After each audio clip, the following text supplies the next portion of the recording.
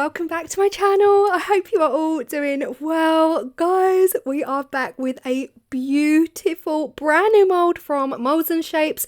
Everything is linked below alongside your 10% discount. This is a mold that I actually asked Molds and Shapes if they could make, if they had any plans for a pumpkin coaster mold. They said they would get on it, and this is what they produced. It is beautiful, and in true Molds and Shapes fashion, they've used every last bit of space and created a gorgeous bat in the center. We are going to make 4 kind of glam Halloween coasters in this video, but of course first it is time to put on my PPE. If you are new here, when you're using epoxy resin, any epoxy resin, I fully recommend PPE. I have my nitrile gloves on, and of course I will be wearing my respirator. Now I am going to be using some of these gorgeous glitters by Yvonne over at Resin Supplies Den. Yvonne has just sent me, guys, some of the most incredible purple and green Halloween glitters ever. So I cannot wait to actually share those with you and use those as well. I'm going to be doing like a different coloured glitter in each of the pumpkin stalks. I figured it would just add a little bit of something and a little bit of sparkle as well. And I will be using the epoxy resin by Jesmonite. This is their 4-hour cure epoxy resin. So again, everything is going to be in the description box below, including Resin Supplies Den Facebook page, your code for Jesmonite, and your code for Molds and Shapes. Now this resin is measurable by volume. I am using my large calibrated cup that I got from Glass Cast Resin. They do huge calibrated cups which are perfect when you are measuring by volume and not weight. I am using these teeny tiny little cups that are perfect for small amounts of resin, and into these I am putting in a bit of glitter from each bag. Now when I use glitter, I like to pack my glitter in. I'm not a fan of like tons of clear resin with just a bit of glitter in there. I really love to see that glitter, and I like it to be super thick and gloopy. So my plan usually when I use glitter is to put more glitter than resin so that we end up with a really sticky, thick, gloopy resin that is 100% saturated with the glitter. Now these 4 glitters I decided to go with gold, bronze, purple, and this absolutely stunning crushed glass. It looks like crushed glass and diamonds. I'm going to give you a close-up soon, because as soon as I started mixing it, oh my gosh, did my jaw drop to the floor. Yvonne, this glitter is absolutely stunning. It reminds me of fairy tales and princesses. It actually reminds me of Christmas as well. I cannot wait to use it. Almost like a snow scene. Look at this glitter. It genuinely looks like I've got a load of glass and smashed it up. This is called Silver Diamonds from Yvonne at Resin Supplies Den on Facebook.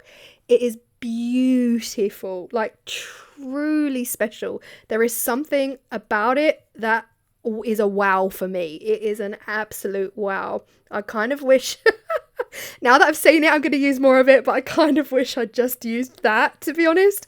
Like, the other glitters are gorgeous, but this was oh, wow, wow, wow. Now, for the rest of the pumpkins, I'm going to go with your kind of typical Halloween colours of purple and black.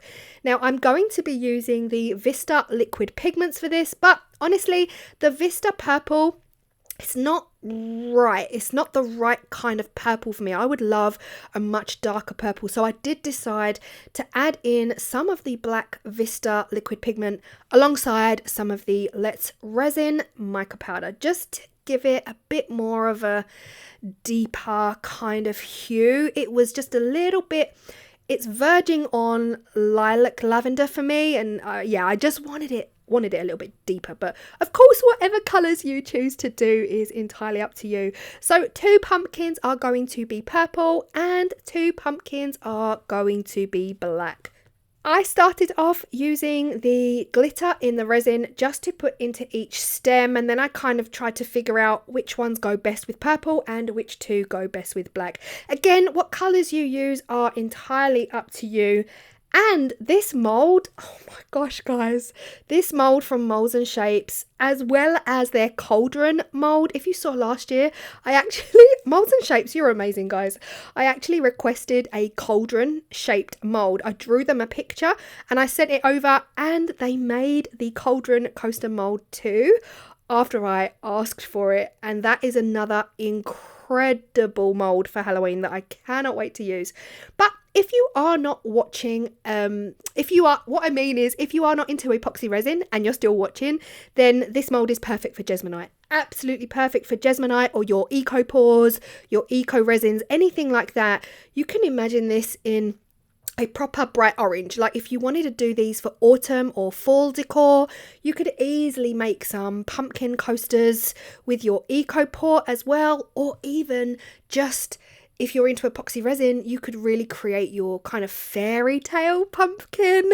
I don't want to say the name because I don't want to be done by Disney. But yeah, like that kind of fairy tale pumpkin that got turned into a carriage. Imagine this in like all of the pink glitters. I mean, so totally beautiful and bling. But because I'm trying to keep it on the more of the spooky kind of fun, funky Halloween line, we are going, of course, with the purples and blacks. But again, this mold offers so many possibilities. So with the top two pumpkins with the black, I really just kept the glitter in the stem. But with the bottom two, I decided to bring the glitter down a bit and kind of drag it across the top of those two coasters just to see, which one I prefer, and I'll know moving forward because this is the first time using this mold. I absolutely love the way this purple turns out. This was kind of like a combination of 3 different colours to try and give me a darker purple. I would be happy if it was even darker, to be honest. But yeah, there is something about purple and gold and purple and this crushed glass. I cannot get over how much I love this crushed glass glitter. I know it's called diamonds, but it's pretty much what it looks like. It looks like we've got like a handful of glass and a handful of diamonds and literally just battered it all until it turns to this stunning dust. Honestly, Yvonne, stunning stuff. I did decide to make the bat as well because it is there and I do have leftover resin. If you are new to my channel or if you've never heard of Molds and Shapes, again, everything's linked below, but what they tend to do is they make a set of coasters in one mold. So you've got all 4 right there to hand. And instead of just having loads of just blank space in the middle, in effect, it's kind of a waste of silicone. So a lot of their molds will always have this in the middle. They'll use it, they'll utilize it and create some kind of shape or even just a circle or just a gap of some kind. But this is around about 6 hours later. Again, this is a 4-hour cure resin, which is super helpful if you want to do a quick project in one day. So this is around 6 hours later and I am demolding. And again, because the mold is just so beautiful, we have got a beautifully shiny finish on all of these pumpkins, but we are not going to stop there. Of course, we have to add some of the vinyl to the top just to bring them to life a little bit and give them a little something. The bat, I was feeling a little bit like meh. The shape is amazing, it is incredible, but I think I either would have done just a block colour or just a pure dusty kind of glittery colour. I sped this section up for you because you don't need to sit and watch me weed, but this is what my plan was. I went onto the Cricut design space. I found some really cool, witchy, fun little phrases that I knew would work really, really well on these pumpkins. Now, it really wasn't until afterwards, I think someone mentioned it in my last video, that the white vinyl is a little bit kind of too much of a contrast, and I really could have gone with gold on the gold or silver on the silver and really tried to match the vinyl in a little bit more and not have it quite so bold as you do get with the white vinyl. I think it looks nice on this one, and I would go as far as saying that this one is probably my favorite. Like, it's that diamond kind of crushed glass glitter. Of course, these all need top coating. So to do that, we have to protect the bottoms just in case we get any drip off. Now I'm going to use PVA school glue, but of course you could use liquid latex or masking tape. Lots of different ways to top coat. If you are confident that you will not get a single drip over the edge, then this step here is totally unnecessary. However, I absolutely need to protect my bottoms. I need to do it. Now, the reason I'm using PVA glue, it is so easy, guys. It is probably the easiest way to protect your resin pieces. A couple of years ago, I did this big experiment using all of them, and we looked at the pros and the cons. But honestly, you know, you also have to think about liquid latex, because so many of you brought it to my attention that people might have allergies to latex. And if you're using that to protect your pieces, you really need to make sure they're cleaned thoroughly. There's no traces of latex, or you need to declare it in your sale listing if you are listing, or if you're at a craft fair, blah, blah, blah. PVA glue is so easy to apply. It's so forgiving. Liquid latex is super watery and runny, and even liquid latex, I get nervous. Whereas watch, I literally put a big dollop of PVA glue or school glue in the center of my piece.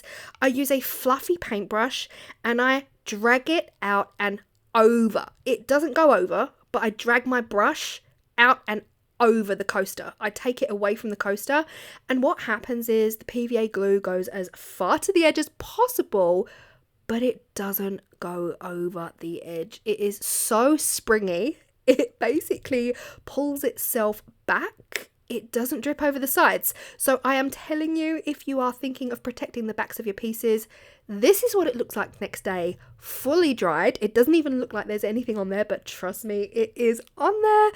PVA glue, guys. I mean, yes, it's quicker to use masking tape. It is. There's no doubt about it. But for me, the finish with PVA glue is next level. Absolutely next level. My plan was here to rest these on some air dry clay just to get them absolutely flat. I use these miniature little spirit levels. What a waste of time. I could not get all three of these to work. It just didn't work for me at all. It doesn't matter how much I tried, I could not get them level, so I decided to just stick to what I always do, and that is just to prop them up on a little plastic pot or a little plastic lid of some kind, just to get them off the surface in case we have spill off. Now, I did use the J Diction 4-hour cure resin to fill these up, but for the top coat I'm using the Apex 2-hour cure. This brings these projects within a 6 to 7 hour time frame if you are limited for time. This is a perfect combination of resins. Now, the downside to the 2-hour epoxy resin is that as a top coat, it's a little bit risky. So for me, I had these bottles in some hot water. I figured it would help with the air bubbles, which it does. It definitely does. So I had these bottles in a bucket of hot water for around about half an hour before using them. But once I started stirring, I definitely got all of those air bubbles back in that I'm used to seeing, which means that when it comes to top coating, this resin I feel would be better as a flood coat top coat. That means that it doesn't matter if it goes over the edge, you are purposely making it go over the edge. You can get it super thin, you can really, really torch it and torch it a lot and get those air bubbles out. You can use a heat gun to move it back and forth. However, because I'm really trying my best for it to not go over the edge, that means that it's kind of a bit harder to get rid of those integrated air pockets. Now, I did spend a lot of time torching. Every maybe 2 minutes I torched again for around 20 minutes. This resin, you don't have much play time as well. If you are new to this resin, this is a 2-hour cure. 2-hour cure means you need to hurry up. You've got no time to be mucking around like this. So honestly, my honest instinct would be I probably won't use this for a top coat again. It was kind of stressful.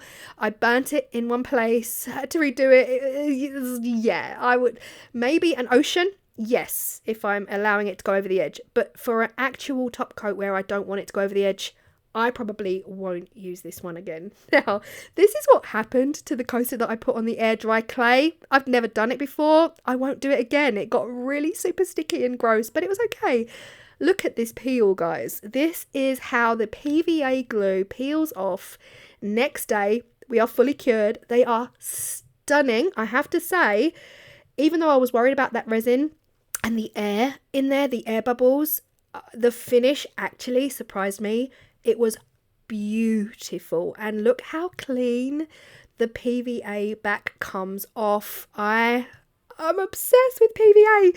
This is the one that went to, honestly, just went crazy. This is the worst one. This is the one that overspilled. It went over the edge. I accidentally burnt it, so I had to scrape off the resin, do another top coat, which then ended up having to be a flood coat. But look at how the PVA glue has saved this.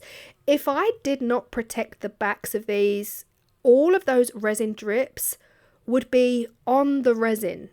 That would mean a hell of a job sanding it back and getting it back to any kind of acceptable level.